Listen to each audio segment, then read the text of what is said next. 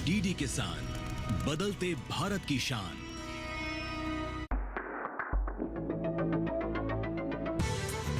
Electric गाड़ियों की ओर बढ़ते हुए ये सोचना हुआ अहम कि पुरानी बैटरियों का क्या होगा। देखिए एक उपाय अपने पसंदीदा साइंस शो मंथन में इस शनिवार दोपहर 12 बजे सिर्फ डीडी नेशनल पर, देश का पहला चैनल, देश का अपना चैनल। ये पीजीएम दिखा सकती है क्या?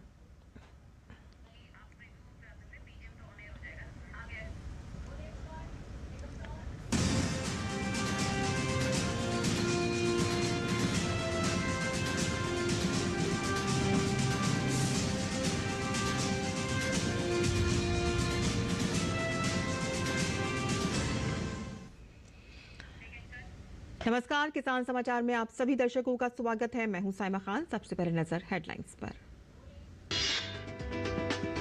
भारतीय सोयाबीन अनुसंधान संस्थान ने किसानों के लिए जारी किए दिशा निर्देश। बुआई से पहले खेती की तैयारी सहित बीजों के चयन की सलाह। किसान अच्छी फसल के लिए खाद के प्रयोग, अंकुरण परीक्षण पर करें विशेष फोकस।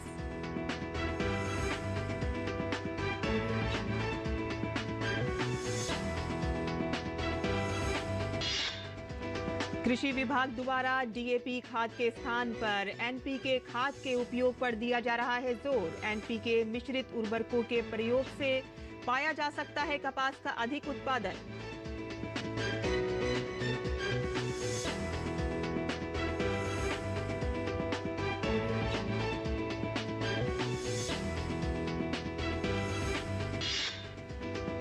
फलों के राजा आम के लिए आम व्यापारियों को कृत्रिम रूप से न पकाने के लिए एफएसएसएआई की हिदायत। व्यापारियों, फल संचालकों और खाद्य व्यवसाय संचालकों को प्रतिबंधित कैल्शियम कार्बाइड पर सख्ती से अनुपालन करने का निर्देश।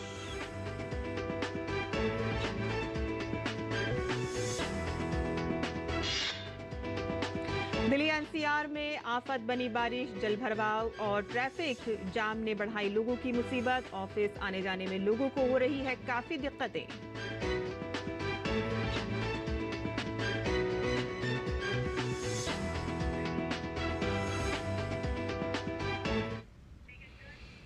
और अब समाचार विस्तार से। खरीफ सीजन में सोयाबीन एक महत्वपूर्ण तिलहन फसल है और कई राज्यों में किसान इसकी खेती प्रमुखता से करते हैं और ऐसे में किसान बुआई से पहले कुछ तकनीकें अपनाकर इसका उत्पादन बढ़ा सकते हैं। और इसको लेकर भारतीय सोयाबीन अनुसंधान संस्थान ने किसानों के लिए एडवाइजरी जारी की है। संस्थान द्वारा किसानों को बुआई से पहले खेत की तैयारी सहित किस्मों के चयन, खाद के प्रयोग, अंकुरण परीक्षण सहित अन्य महत्वपूर्ण काम करने को कहा गया है। किसानों को सलाह दी गई है कि किसान 3 वर्षों में एक बार अपने खेत में ग्रीष्मकालीन गहरी जुताई अवश्य करें और विपरीत दिशाओं में 2 बार कल्टीवेटर यानी कि बखरनी एवं पाटा चलाकर खेत को तैयार करें। यदि किसान पिछले वर्ष गहरी जुताई कर चुके हैं तो वह इस साल केवल विपरीत दिशाओं में कल्टीवेटर एवं पाटा चलाकर खेत को तैयार करें। वहीं खेत की मिट्टी में पोषक तत्वों की मात्रा बढ़ाने के लिए किसान अंतिम बखरनी से पहले गोबर खाद 5 से 10 टन प्रति हेक्टेयर या मुर्गी की खाद 2.5 टन प्रति हेक्टेयर डालकर अच्छे से मिला दें। वहीं सोयाबीन की फसल में वर्षा के जल का अच्छी तरह से उपयोग किया जा सके, इसके लिए 5 साल में एक बार अपनी सुविधा के अनुसार अंतिम बखरनी से पहले 10 मीटर की अंतराल पर सब सॉइलर चलाएं और जिससे वर्षा जल खेत की गहरी सतह तक जा सके और सूखे की स्थिति बनने पर फसल को नमी मिलती रहे और साथ ही इससे मिट्टी की कठोर परत तोड़ने में तथा नमी का संचार अधिक समय तक रखने में सहायता मिलती है।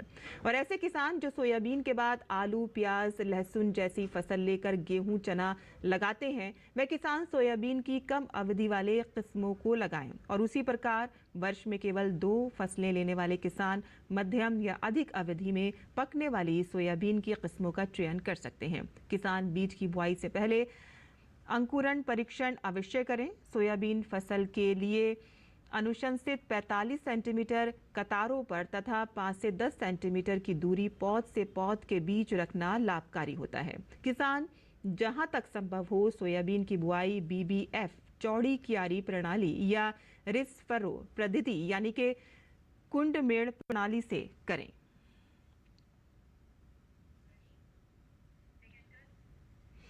कृषि विभाग द्वारा किसानों को डीएपी खाद के स्थान पर एनपीके खाद के उपयोग पर जोर दिया जा रहा है ताकि किसान फसलों में बेहतर तरीके से पोषक तत्वों का प्रबंधन कर सकें। कृषि विभाग के अनुसार डीएपी के पोटाश नहीं होता है और इसीलिए पोटाश की कमी से कीट बीमारियों का प्रकोप अधिक होता है और कपास के उत्पादन में कमी आती है। अनुसंधान की रिपोर्ट के अनुसार कपास फसल में एनपीके मिश्रित उर्वरकों के प्रयोग से कपास का गुणवत्ता युक्त अधिक उत्पादन लिया जा सकता है। मध्य प्रदेश के खरगोन जिले के उप संचालक कृषि ने जानकारी देते हुए बताया है कि कपास फसल में बुआई के समय आधार खाद के रूप में सिंगल सुपर फॉस्फेट की अधिक मात्रा 2500 किलोग्राम प्रति हेक्टेयर के साथ यूरिया 35 किलोग्राम तथा पोटाश 33.5 किलोग्राम प्रति हेक्टेयर की दर से उपयोग करें और इस तरह से करने से कपास फसल का अधिक उत्पादन लिया जा सकता है। खरगोन के कृषि उप संचालक ने बताया है कि कपास फसल में बुआई के समय एनपीके 250 किलोग्राम एवं यूरिया 280 किलोग्राम प्रति हेक्टेयर की दर से उपयोग करने से पोटाश खाद अलग से नहीं देनी पड़ेगी। और अब आपको हम लिए चलते हैं मिट्टी कैफे, जहां आपको स्वादिष्ट भोजन के साथ साथ लोगों का प्यार भी मिलता है। मिट्टी कैफे एक ऐसा कैफे है जिसका उद्देश्य दिव्यांगों को रोजगार देना है ताकि वे अपनी जिंदगी सम्मान और आत्मनिर्भरता से जी पाएं। असल में मिट्टी कैफे खाने के जरिए दिव्यांगजनों की जिंदगी बदलने का काम कर रहा है।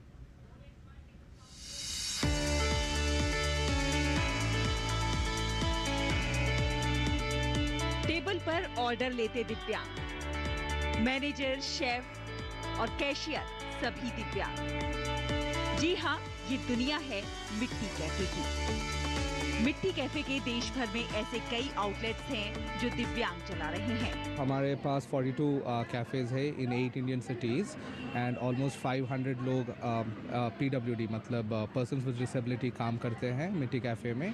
Then we have also train more than 5000 people employment के लिए। कोई लोग मिट्टी कैफे में ही काम करते हैं एंड फ्यू पीपल वो दूसरे कंपनीज में भी प्लेस होते हैं। साल 2017 में 2-3 लोगों से शुरू हुए इस मिट्टी कैफे के आज देश भर में कई आउटलेट्स हैं, जिसमें सैकड़ों दिव्यांग लोग काम कर रहे हैं। खास बात ये है कि ये सभी कर्मचारी शारीरिक या फिर मानसिक तौर पर दिव्यांग हैं। दरअसल मिट्टी कैफे एक ऐसा कैफे है जिसका उद्देश्य दिव्यांगों को रोजगार देना है ताकि वो अपनी जिंदगी सम्मान और आत्मनिर्भरता से जी सकें।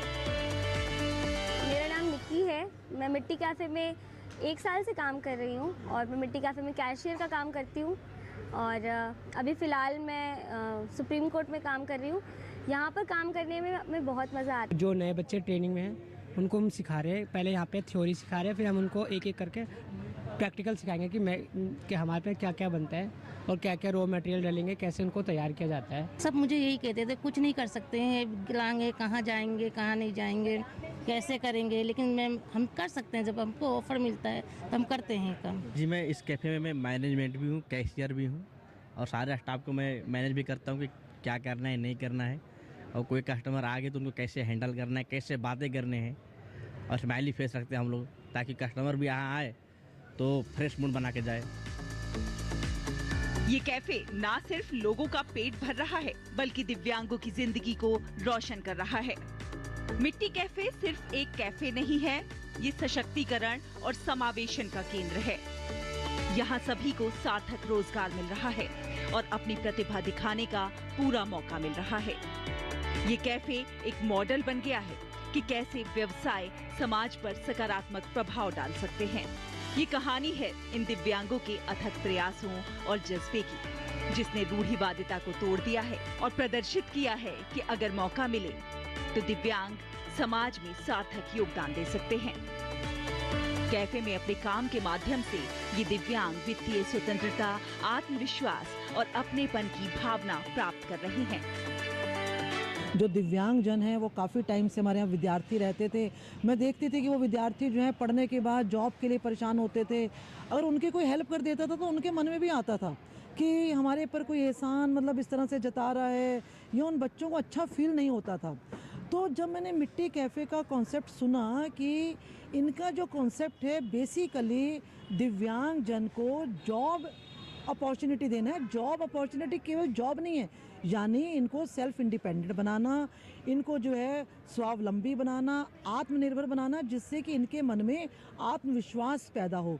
एक जो इसका बहुत अच्छा एस्पेक्ट ये है कि हमारा कैंपस जितने भी मिट्टी कैफ़े दिल्ली एनसीआर में अभी तक खुले हैं या आगे खुलेंगे, जैसे पीछे सुप्रीम कोर्ट में खुला और अब राष्ट्रपति भवन में खुलने वाला है, उनकी ट्रेनिंग हमारे कैंपस में होती है। बात अगर यहाँ के भोजन की जाए तो इन दिव्यांगों द्वारा प्यार और देखभाल से तैयार किया गया ये स्वादिष्ट भोजन लोगों के दिलों को छू जाता है। शानदार स्नैक्स से लेकर मुंह में पानी ला देने वाले मुख्य व्यंजन और मिठाइयाँ तक मिट्टी कैफे की शोभा में चार चांद लगाते हैं। मिट्टी कैफे परिचायक है इस बात का कि दिव्यांगों को सहानुभूति की नहीं बल्कि अवसर की जरूरत है और मौका मिलने पर वो अपने कौशल से दुनिया को जीत सकते हैं। अपने सहयोगी मोहित के साथ शहला निगार, डीडी न्यूज। और भारतीय खाद्य सुरक्षा और मानक प्राधिकरण FSSAI ने विशेष रूप से आम के मौसम में फलों को कृत्रिम रूप से पकाने के लिए कैल्शियम कार्बाइड पर प्रतिबंध का सख्ती से अनुपालन सुनिश्चित करने के लिए व्यापारियों, फल संचालकों, खाद्य व्यवसाय संचालकों को सचेत किया है। FSSAI ने राज्यों, केंद्र शासित प्रदेशों के खाद्य सुरक्षा विभागों को FSS अधिनियम 2006 और उसके तहत बनाए गए नियमों विनियमों के प्रावधानों के अनुसार ऐसी गैर कानूनी प्रथाओं में शामिल व्यक्तियों के खिलाफ सतर्क रहने, गंभीर कार्रवाई करने और सख्ती से निपटने की सलाह दी है। आमतौर पर आम जैसे फलों को पकाने के लिए उपयोग किए जाने वाले कैल्शियम कार्बाइड से एसिटिलीन गैस निकलती है, जिसमें आर्सेनिक और फास्फोरस के हानिकारक अंश होते हैं। इन पदार्थों से चक्कर आना, मुंह सूखना, जलन, कमजोरी, निगलने में कठिनाई, उल्टी और त्वचा के अल्सर आदि जैसे गंभीर स्वास्थ्य समस्याएं पैदा हो सकती हैं। इसके अलावा एसिटिलीन गैस काम करने वालों के लिए भी उतनी ही हानिकारक है और इन खतरों के कारण खाद्य सुरक्षा और मानक विनियम 2011 के तहत फलों को पकाने के लिए कैल्शियम कार्बाइड के उपयोग पर प्रतिबंध लगा दिया गया है। FSSAI ने फलों को पकाने के लिए एक सुरक्षित विकल्प के रूप में एथिलीन गैस के उपयोग की अनुमति दी है। एथिलीन गैस का उपयोग फल किस्म और परिपक्वता के आधार पर 100 ppm तक की सांद्रता में किया जा सकता है। एथिलीन फलों में प्राकृतिक रूप से पाए जाने वाला एक हार्मोन है जो रासायनिक और जैव रासायनिक गतिविधियों की एक श्रृंखला शुरू और नियंत्रित करके पकने की प्रक्रिया को निर्धारित करता है। कच्चे फलों को एथिलीन गैस से उपचारित करने पर प्राकृतिक रूप से पकने की प्रक्रिया शुरू हो जाती है और जब तक कि फल स्वयं पर्याप्त मात्रा में एथिलीन का उत्पादन शुरू नहीं कर देता। इसके अलावा केंद्रीय कीटनाशक बोर्ड और पंजीकरण समिति ने आम और अन्य फलों को एक साथ पकाने के लिए एथेफॉन 39% SL को मंजूरी देती है।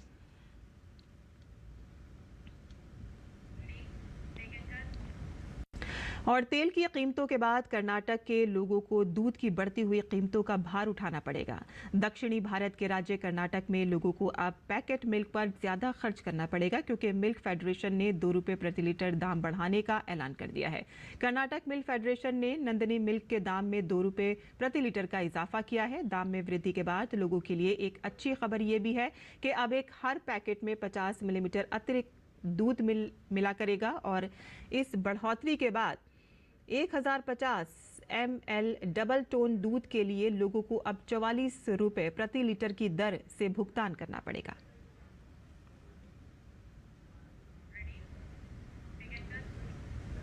दिल्ली एनसीआर में आज सुबह की बारिश राहत के साथ आफत भी लेकर आई है। राजधानी के कई इलाके ऐसे हैं कि जहां सड़कें लबालब हैं और लोगों को आने जाने में भी परेशानी हो रही है। मौसम विभाग के अनुसार सफदरजंग में पिछले 24 घंटों में 228.1 मिलीमीटर बारिश दर्ज की गई है। लोधी रोड पर 192.8 मिलीमीटर, पालम में 106.6, आया नगर में 66.3 मिलीमीटर और रिच में 50.6 मिलीमीटर बारिश रिकॉर्ड की गई है।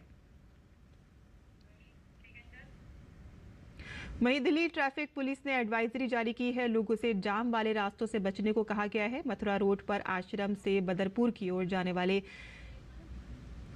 पर पड़ने वाला जो गिरने से यातायात प्रभावित हुआ है। तिलक ब्रिज डब्ल्यू पॉइंट के नीचे जलभराव के कारण तिलक ब्रिज रोड पर दोनों तरफ ए पॉइंट और डब्ल्यू पॉइंट से ए पॉइंट तक यातायात प्रभावित है। भारी रिंग रोड पर भी शांतिवन से आईएसबीटी से शांतिवन की ओर यातायात प्रभावित है। एम्स फ्लाईओवर के नीचे जलभराव के कारण आईएनए से एम्स की ओर जाने वाले दोनों मार्ग में अरबिंदो मार्ग पर यातायात प्रभावित है। आजाद मार्केट अंडरपास पर जलभराव के कारण वीर बंदा बैरागी मार्ग पर दोनों कैरिजवे पर यातायात प्रभावित है और धोलाकुआं फ्लाईओवर के नीचे जलभराव के कारण नरेना से मोतीबाग की ओर जाने वाले दोनों मार्गों में रिंग रोड पर यातायात प्रभावित है।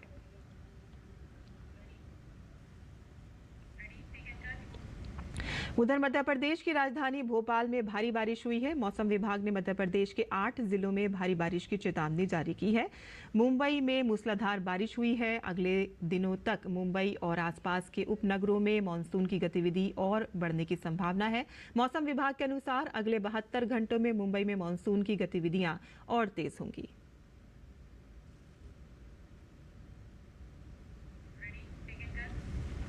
और किसान समाचार में आइए अब जान लेते हैं देश भर की मंडियों का भाव।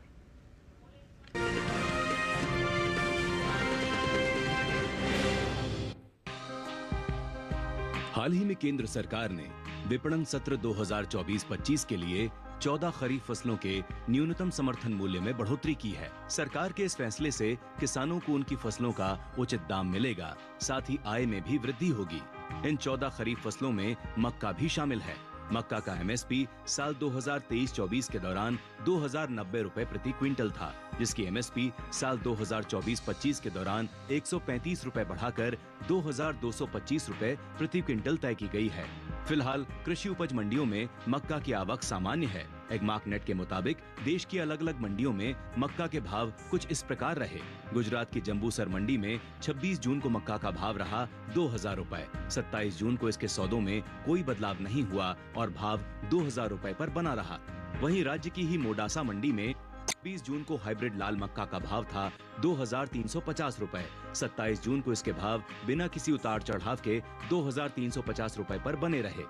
मध्य प्रदेश की इंदौर मंडी में भी मक्का के भाव में कोई बदलाव देखने को नहीं मिला। बुधवार को यहां लोकल मक्का का भाव रहा 1930 रुपए। गुरुवार को इसके सौदों में कोई घटत बढ़त नहीं हुई और भाव 1930 रुपए पर बरकरार रहा। उत्तर प्रदेश की अलीगंज मंडी में इस दौरान हाइब्रिड मक्का के भाव में बढ़त रही। 26 जून को यहां हाइब्रिड मक्के का भाव था 2055 रुपए। 27 जून को इसके भाव में 15 रुपए की बढ़त रही और मक्के का भाव 2065 रुपए हो गया। उत्तर प्रदेश की ही शिकारपुर मंडी में 26 जून को हाइब्रिड मक्के का भाव था 2150 रुपए। 27 जून को भी इसके भाव में कोई बदलाव देखने को नहीं मिला और भाव 2150 रुपए पर बना रहा। इस साल कुल मक्का की पैदावार में कमी देखने को मिल सकती है। कृषि मंत्रालय की ओर से जारी दूसरे अग्रिम अनुमान के मुताबिक साल 2023-24 के दौरान देश में कुल मक्का की उपज 324,70,000 टन होने का अनुमान जताया गया है, जो पिछले साल की तुलना में 380,85,000 टन की पैदावार की तुलना में करीब 56 लाख टन कम है। अनुमान है कि कुल मक्का की उपज का असर इसके बाजार भाव पर पड़ सकता है।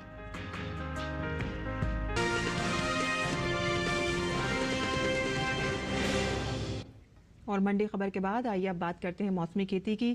किसान इस मौसम में कैसे रखें अपनी खेती का ख्याल, आइए देखते हैं।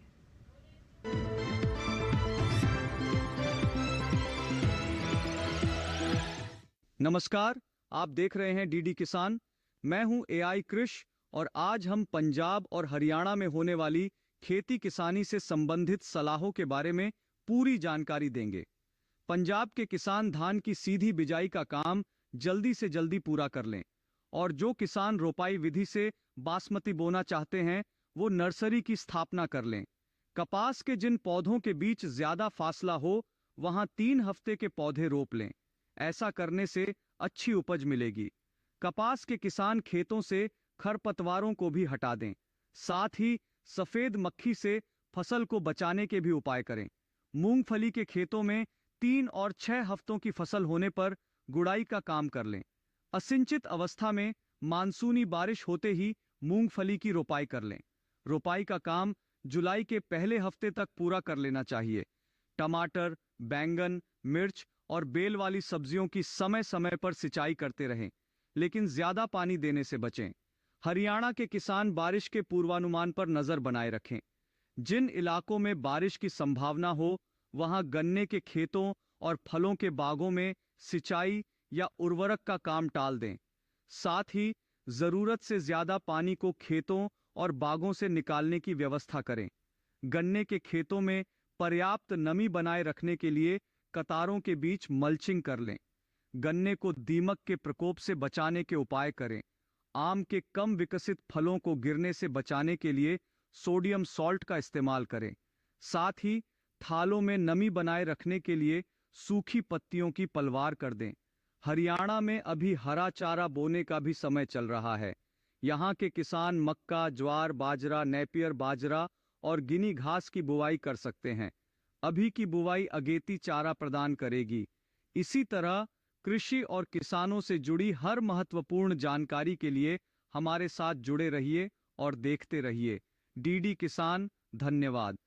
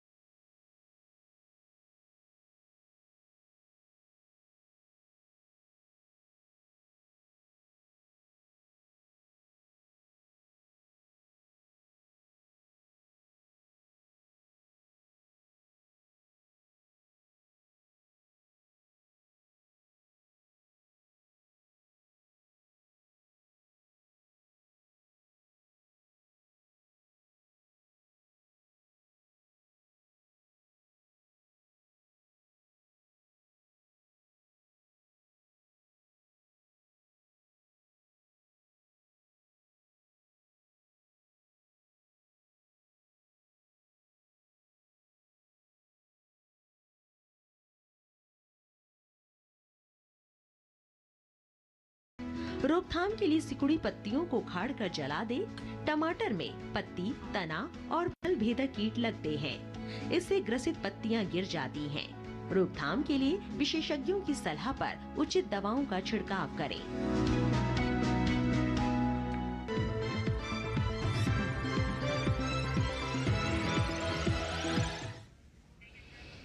और खेती किसानी से जुड़ी खबरों के बाद आइए अब नजर डाल लेते हैं कुछ और खबरों पर। खास खबर में